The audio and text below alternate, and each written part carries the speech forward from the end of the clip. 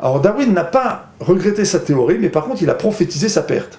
Puisque dans le dernier chapitre de l'origine des espèces, il donne toute une série de contre-arguments à sa théorie. Et il explique notamment que l'œil, par exemple, alors ça c'est une chose qu'il a expliqué dans une lettre à un ami, il explique par exemple que l'œil, effectivement, c'est un argument assez puissant contre sa théorie, parce qu'effectivement, la théorie de l'évolution, du point de vue de la durée de vie et du point de vue des processus de soi-disant transformation, ne peut pas expliquer l'apparition de l'œil. Ça, il le reconnaît lui-même, et il n'y a rien aujourd'hui qui nous permet, du point de vue génétique, d'expliquer l'apparition de l'œil et la fonction de la vue.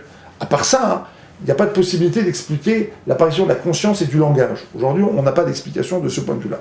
Donc ça, c'est le premier point. Puis le deuxième point, il avait dit lui-même que lorsqu'on aurait sorti de terre des fossiles qui montreraient l'existence de ce qu'on appelle les chaînons manquants, c'est-à-dire les espèces intermédiaires, dans la chaîne évolutive, eh bien on aurait là la preuve de sa théorie. Or, on est aujourd'hui après plus de 160 ans de darwinisme, ça fait plus de 100 ans qu'on creuse la Terre, on a sorti des millions de fossiles, et on ne trouve que des espèces différenciées qui apparaissent, formées, prêtes à fonctionner.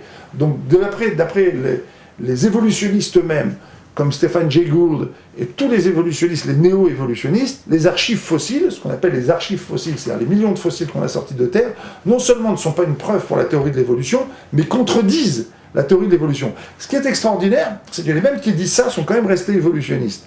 Ce qui en dit long, finalement, sur la capacité d'aveuglement des gens qui, finalement, ne veulent pas voir, et ce qui en dit long aussi sur ce que nos sages nous disent, lorsqu'ils nous disent que l'accès à l'aïmouna passe par le cœur, c'est-à-dire par la volonté. Si un individu ne veut pas voir, il ne verra pas. Mais en tout cas, une chose est sûre, les néo-évolutionnistes le disent eux-mêmes, les archives fossiles aujourd'hui contredisent la théorie de l'évolution. Ce qui veut dire qu'aujourd'hui, il n'y a plus aucune preuve scientifique de la théorie de l'évolution.